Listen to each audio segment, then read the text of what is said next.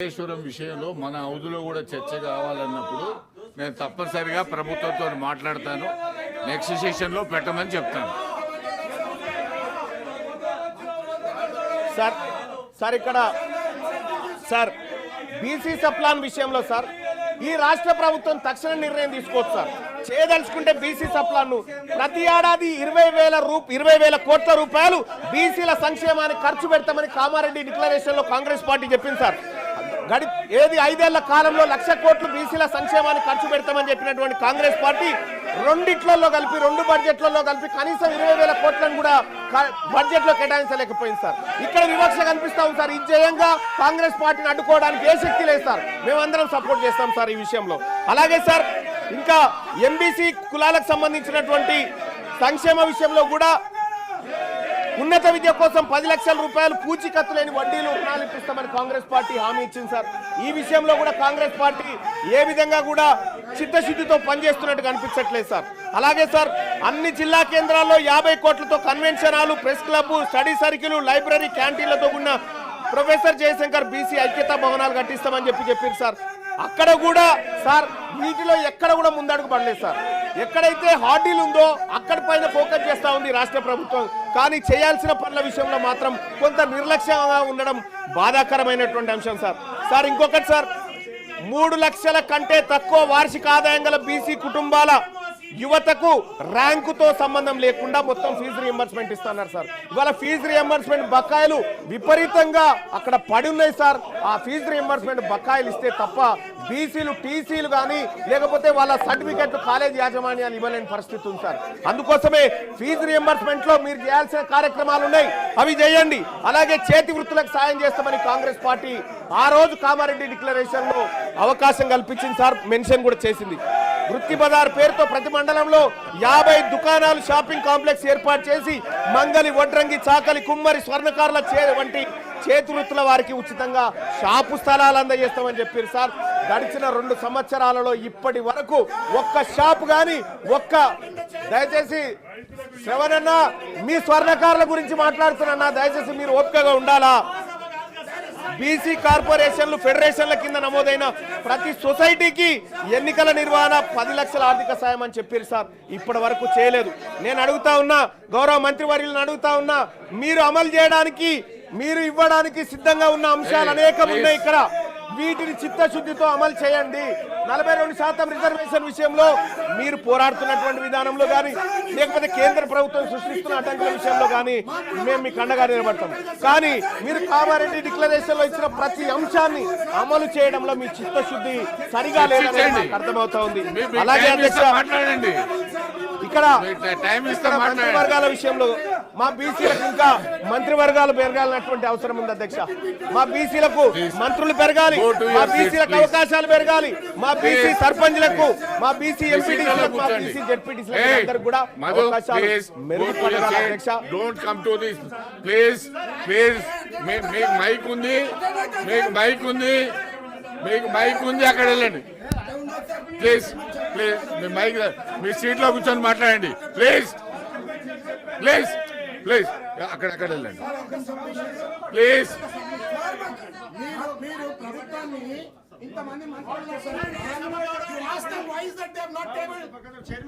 చాలా విషయాల్లో అసెంబ్లీలో వచ్చే విషయాలు ఇక్కడ రావు, ఇక్కడ వచ్చే no.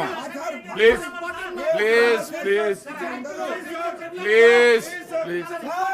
Madhu, please go and sit there. Go to your seat please. మీ సీట్లలో వెళ్ళండి ప్లీజ్. బీసీ బిల్ మీద మాట్లాడండి, అవకాశం ఇస్తాను please. Complete your thank you sir. ఇవాళ ఈ రాష్ట్ర ప్రభుత్వం తీసుకొస్తున్నటువంటి సవరణ ద్వారా అధ్యక్ష, గతంలో కేసీఆర్ ప్రభుత్వం తీసుకొచ్చినటువంటి ఈ 50% ఏదైతే 34% చేయాలన్న వాళ్ళ ప్రయత్నాన్ని అడ్డుకున్నారు సార్ ఆ రోజు హైకోర్టులో. ఇప్పుడు మళ్ళొక్కసారి అడ్డుకోరన్న గ్యారంటీ ఏమైనా ఉందా? ఈసారి చేసేటువంటి అమెండ్మెంట్ కూడా ఖచ్చితంగా అడ్డుకుంటారు వాళ్ళు. అడ్డుకున్నప్పుడు మేము ఎవరి మొహం చూడాలి? మా బీసీలు ఎటువైపు చూడాలి సార్? అప్పుడు మాకు ఎట్టి పరిస్థితిలో ఇది ముందుకు పోతదనేటువంటి ఆలోచన లేదు. మీ కళ్ళ ముందున్నటువంటి అన్ని అంశాల్లో బీసీ డిక్లరేషన్ ని ఉన్నది ఉన్నట్టుగా ఈ 42% మీరు సాధ్యమైనంత వరకు మీ ప్రయత్నం చేస్తూనే మిగతా అంశాల మీద ఫోకస్ పెట్టాల్సిందిగా ఈ రాష్ట్ర ప్రభుత్వాన్ని కోరుతా ఉన్నాం సార్. అలాగే ఇదే బీసీలకు సంబంధించినటువంటి విషయంలో ముదిరాజులను అధ్యక్ష, ఇదే కామారెడ్డి డిక్లరేషన్ లో మా ముదిరాజ్ సోదరులను GOMS నెంబర్ 19/2/2009 పునరుద్ధరణ చేస్తామని చెప్పి కాంగ్రెస్ పార్టీ హామీ ఇచ్చింది అధ్యక్ష. ఇందులో BCD-లో ఉన్నటువంటి ఈ తెలంగాణ రాష్ట్రంలో అత్యధిక జనాభా కలిగినటువంటి ఈ బీసీ బిడ్డలను, ఈ ముదిరాజ్ బిడ్డలను BCD నుంచి BCA-లోకి అధ్యక్ష మా ఇంకో అరల నుంచి ఇంకో అరలకు వస్తాంటారు తప్ప వాళ్ళు ఇంకో దాంట్లో పోయి గుంజుకుంటామని చెప్తలేరు అధ్యక్ష. ఈ ఇచ్చిన హామీ ఎందుకు అమలు చేస్తలేరు అధ్యక్ష? ఇది సుప్రీంకోర్టు అడ్డం పడతా ఉందా? దీనికి ఏమైనా పార్లమెంట్ అడ్డం పడతా ఉందా? దీనికి ఏమైనా కోర్టులు అడ్డం పడతా ఉన్నాయా? రాజకీయ పరమైనటువంటి నిర్ణయాన్ని కాంగ్రెస్ పార్టీ తీసుకొని ఇది చేయొచ్చు అధ్యక్ష. ఇది చేయకుండా ఇది అట్లే పెట్టింది. గంగపుత్రుల విషయంలో కూడా ఇదే పరిస్థితి అధ్యక్ష. ఇవాళ గీత కార్మికులకు మనము వైన్ షాపులలో రిజర్వేషన్ అని చెప్పి చెప్తా ఉన్నాం అధ్యక్ష. ప్రైవేట్ యూనివర్సిటీలు పెట్టే కాడ మా గీత కార్మిక, మా గౌడ సోదరులకు అవకాశాలు కల్పించండి. ప్రైవేట్ కాంట్రాక్ట్ల దగ్గర అధ్యక్ష 42% రిజర్వేషన్ కాంట్రాక్ట్లు ఇచ్చే కాడ ఈ బీసీలకు ఇవ్వంగా ఏ చట్టం అడ్డుకునే పరిస్థితి లేదు అధ్యక్ష. మీరు వాళ్ళని పైకి తీసుకురావడానికి మీ కళ్ళ ముందు అనేకమైనటువంటి అంశాలు ఉన్నప్పటికీ కూడా ఇది చేయకుండా ఇవాళ కాంగ్రెస్ పార్టీ కేవలం 42% బీసీ రిజర్వేషన్ పేరుతోనే మమ్మల్ని తిప్పడం ద్వారా లాభం ఏముండదు అధ్యక్ష. మీరు చేయాల్సిన ప్రయత్నం చేస్తూనే ఇచ్చిన హామీలను నెరవేర్చాల్సినటువంటి అవసరం ఉంది అధ్యక్ష. మత్స్యకారుల హక్కులకు సంబంధించి మత్స్య సామాజిక వర్గాల మధ్య పెండింగ్ లో ఉన్న సమస్యలు పరిష్కరించేందుకు త్వరితగతిన ప్రయత్నం చేస్తామన్నారు అధ్యక్ష. అదెటుపోయిందో అయితే గొర్రెల స్కీమ్ ను కాంగ్రెస్ పార్టీ ప్రభుత్వం ఏర్పడ్డ తర్వాత 100 రోజుల్లోనే 2వ విడత గొర్రెలు పంపిణీ చేస్తామన్నారు అధ్యక్ష. 2వ విడత గొర్రెల పంపిణీ కార్యక్రమం ఎటుపోయిందో కానీ ఇక్కడ మొదటి విడత గొర్రెల పంపిణీ కార్యక్రమంలో దోషులైనటువంటి వాళ్ళని ఇవాళ ప్రజాక్షేత్రంలో దోషులుగా నిలబెట్టలేకపోయింది. ఈ విషయంలో కాంగ్రెస్ పార్టీ కొంత ఇబ్బందికరమైనటువంటి పరిస్థితుల్ని సృష్టిస్తా ఉంది అధ్యక్ష. ఇక అలాగే వైన్స్ రిజర్వేషన్లు అధ్యక్ష, వైన్స్ ల విషయంలో 15% ఉండే గౌడ్లకు రిజర్వేషన్లు 25% పెంచుతామని చెప్పారు సార్ కామారెడ్డి డిక్లరేషన్ లో. కానీ ఇప్పటి వరకు పెంచిన దాఖలాలు లేవు సార్. మొన్న ఏదో నోటిఫికేషన్ కూడా ఇచ్చినట్టు ఉన్నారు. అలాగే జనగామ జిల్లాకు సర్దార్ సర్వాయి పాపన్న పేరు పెడతామని కాంగ్రెస్ పార్టీ పేజ్ నెంబర్ 18 తన ఎన్నికల మేనిఫెస్టోలో చెప్పింది సార్. ఇప్పటికీ దానిపైన చర్చ లేదు, దానిపైన ఎలాంటి నిర్ణయం తీసుకోలేదు అధ్యక్ష. అనేక మంది ఇప్పటికే ధర్నాలు అలాగే ఆందోళన వ్యక్తం చేస్తా ఉన్నారు కాంగ్రెస్ పార్టీ ఈ నిర్ణయాన్ని తీసుకోవాలని చెప్పి. అలాగే మున్నూరు కాపుల విషయంలో కూడా అధ్యక్ష మొట్టమొదటిసారిగా మంత్రివర్గంలో ఒక మున్నూరు కాపు బిడ్డ కూడా మంత్రిగా లేకుండా పోయింది అధ్యక్ష. అలాగే మున్నూరు కాపు కార్పొరేషన్ ఏర్పాటు చేసి యువ పారిశ్రామికవేత్తలను ప్రోత్సహించేందుకు సబ్సిడీ రుణాలు పంపిణీ చేస్తామని చెప్పారు అధ్యక్ష. అది కూడా ఇప్పటి వరకు అతిగతి లేకుండా పోయింది అధ్యక్ష. పద్మశాలి బిడ్డలకు జగిత్యాల, నారాయణపేట, భువనగిరిలో మెగా పవర్ కస్టర్ను ఏర్పాటు చేస్తామని చెప్పారు అధ్యక్ష. పద్మశాలిల పవర్ లూమ్స్ పరికరాల పైన 90% సబ్సిడీ అని చెప్పారు అధ్యక్ష. ఎటుపోయినాయి అధ్యక్ష? ఈ కామారెడ్డి డిక్లరేషన్ లో కేవలం 42% స్థానిక సంస్థల రిజర్వేషన్లు కాదు అధ్యక్ష. సార్ ఇక్కడ 42% రిజర్వేషన్ కాదు అధ్యక్ష, అనేకమైనటువంటి అంశాలు ఈ బీసీ డిక్లరేషన్ లో ఉన్నాయి. కేవలం 42% రిజర్వేషన్ అనే కాదు, మీరు చేయగలిగినటువంటి అన్ని ఉన్నాయి ఇందులో. మరీ ముఖ్యంగా అధ్యక్ష విశ్వకర్మలకు సంబంధించినటువంటి అధ్యక్ష మంగళి, స్వర్ణకారులు, కమ్మరి, వడ్రంగులు, కుమ్మరులను 90% సబ్సిడీతో టూల్ కిట్లు ఇస్తామని చెప్పారు అధ్యక్ష. ఆ కార్యక్రమం చేయడంగా ఎవరు అడ్డుకుంటారు అధ్యక్ష? అక్కడ ఏం పార్లమెంటే వద్దంటలేదు, సుప్రీంకోర్టులు ఏం అడ్డుకుంటలేవు అధ్యక్ష. పట్టణ ప్రాంతాల్లో షాపుల ఏర్పాటు భూమి కేటాయిస్తామని చెప్పారు అధ్యక్ష. ఆ భూమి కూడా ఇప్పటిదాకా దాని మీద పరిశీలన కాదు కదా, కనీసం పట్టించుకున్న పాపాన పోలేదు అధ్యక్ష. మా రజక సోదరులకు, రజక యువతకు పట్టణాల్లో ల్యాండ్ రోమెంట్స్ ఏర్పాటు చేసేందుకు 10 లక్షలు ఇస్తామని చెప్పారు అధ్యక్ష. తక్షణమే ఈ ప్రభుత్వం ఇవన్నీ చేపట్టాలని డిమాండ్ చేస్తా ఉన్నాం అధ్యక్ష. అలాగే రాష్ట్ర వ్యాప్తంగా దోబిఘాట్లు ఆధునీకరణ కోసం ప్రతి జిల్లాకు 10 కోట్లు కేటాయిస్తామని చెప్పారు అధ్యక్ష. నేను ఈ సభ ద్వారా ఈ తెలంగాణ రాష్ట్రంలో ఉన్నటువంటి బీసీ బిడ్డల తరఫున మాట్లాడుతా ఉన్నా అధ్యక్ష. కాంగ్రెస్ పార్టీ చేయడానికి ఎలాంటి అడ్డంకి లేనటువంటి అంశాలు ఈ మేనిఫెస్టోలో చాలా ఉన్నాయి. వీటిని నెరవేర్చాల్సిందిగా ఇక్కడ ఉన్నటువంటి రాష్ట్ర ప్రభుత్వాన్ని డిమాండ్ చేస్తా ఉన్నా. మా ఆకలి, మా బాధ, మా గోస ఈ సభ ముందు పెట్టుకునేటువంటి సందర్భంలో ఈ రాష్ట్ర ప్రభుత్వం నుంచి మేము ఎక్స్పెక్ట్ చేస్తుంది అధ్యక్ష, కేవలం 42% మాత్రమే అడ్డంకి ఉంది. మీరు ఇంప్లిమెంట్ చేయడానికి ఏ అంశానికి కూడా అడ్డంకులు లేవు. వీటిని అమలు చేయండి. ఇక్కడ 1,00,000 కోట్ల బడ్జెట్ పెట్టడానికి సార్, 20,000 కోట్లు ప్రతి ఏడాది బడ్జెట్ పెట్టడానికి ఎవరైనా అడ్డంకి ఉన్నారా? దీనికి మీరు పెట్టండి. బీసీలకు సంబంధించి రిజర్వేషన్ దయచేసి 42% రిజర్వేషన్ల విషయంలో అధ్యక్ష ఇవాళ గవర్నర్ గారు ఆమోదించాలి సార్. గవర్నర్ గారు సమ్మతించాలి.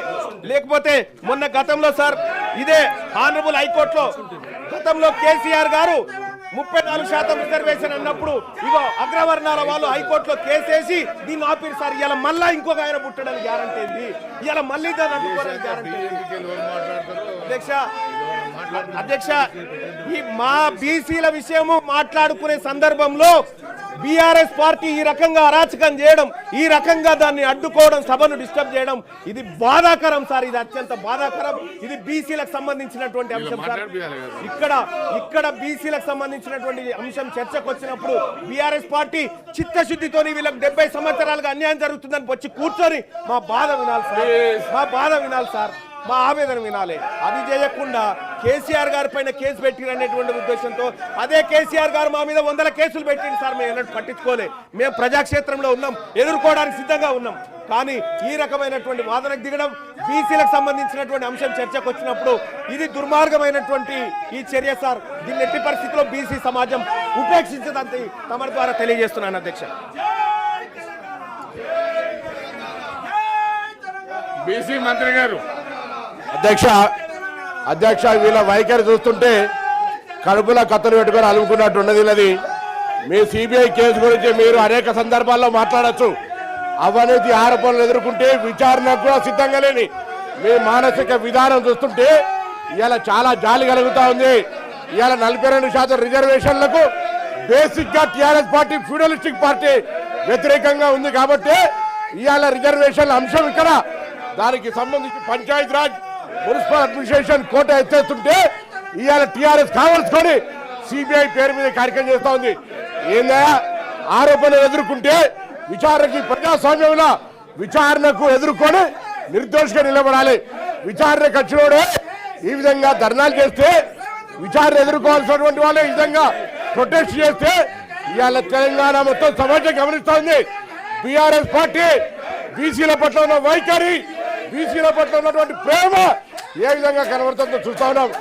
డెఫినెట్లీగా ఇది ప్రజలు గమనించాలి. తెలంగాణ ప్రజలంతా గమనిస్తారు.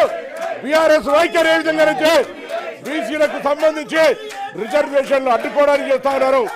బీసీలకు సంబంధించి ఈరోజు జరుగుతున్నటువంటి పరిణామాల్లో తెలంగాణ ప్రభుత్వం ముఖ్యమంత్రి గారి నాయకత్వంలో అన్ని రకాల అంశాలు తీసుకొని పోతుంటే ఎందుకు జరుగుతోందని అడుగుతాను. ఏమైంది? కనీసం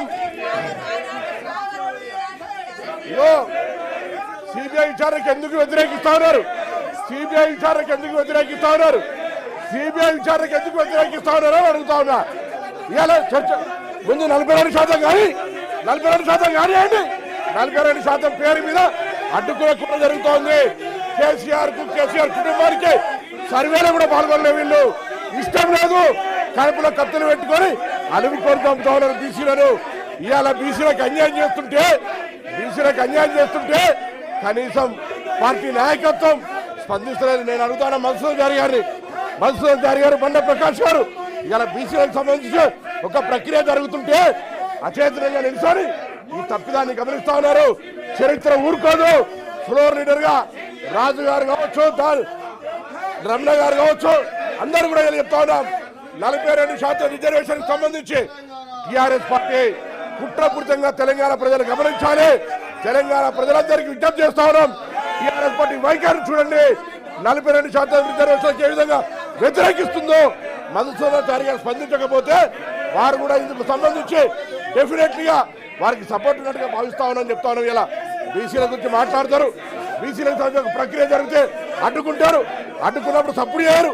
ఇదేం పద్ధతి అని అడుగుతా ఉన్నాం. అందుకే దయచేసి అధ్యక్ష వీళ్ళని వెంటనే ఒక విచారణ ఎదుర్కోలేని అవినీతి పరులుగా, అవినీతి ఆరోపణ వస్తే విచారణ ఎదుర్కోక మొగన్ని కొట్టి మొరమొర అన్నట్టుగా ఇలా ఈ విధంగా రాద్ధాంతం చేస్తున్నటువంటి వాళ్ళు ప్రజాస్వామ్యాన్ని అపహాసం చేస్తూ ఇలా బీసీల రిజర్వేషన్ అడ్డుకోవడానికి ప్రొటెస్ట్ చేస్తున్న వీళ్ళ మీద కఠిన చర్య తీసుకోవాలని కోరుతా ఉన్నాం. తెలంగాణ ప్రజలు గమనించాలని కోరుతా ఉన్నాం.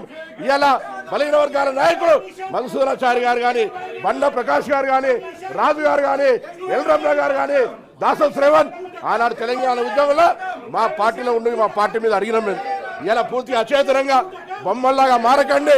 మీ పార్టీకి ఇష్టం లేకపోవచ్చు, కానీ ఇది ఒక చారిత్రాత్మక నిర్ణయం, దానికి సపోర్ట్గా ఉండాలని నేను మరొక్కసారి కోరుతూ, ఆరోపణలు ఎదుర్కొనే చేతగాక ఆరోపణలు ఎదుర్కొనేటువంటి పేరు మీద బీసీల రిజర్వేషన్ అడ్డుకునేటువంటి కుట్ర, ఇది దౌర్భాగ్యమైనటువంటి పరిస్థితి అనే మాట సందర్భంగా మనం చేస్తున్నారు. అధ్యక్ష ఏవిఎన్ రెడ్డి గారు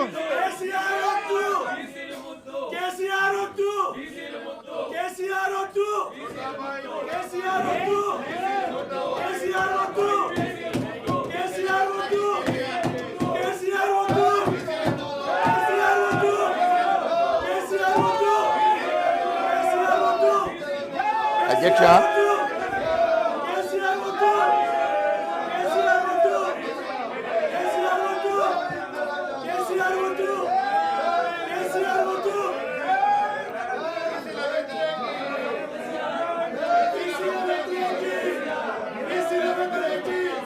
బయటికి పంపలేదు కదా,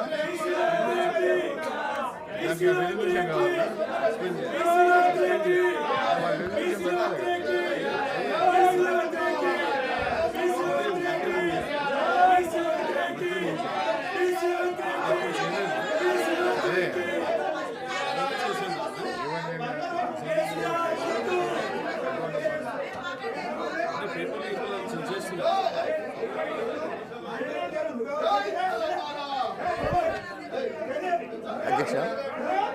అధ్యక్ష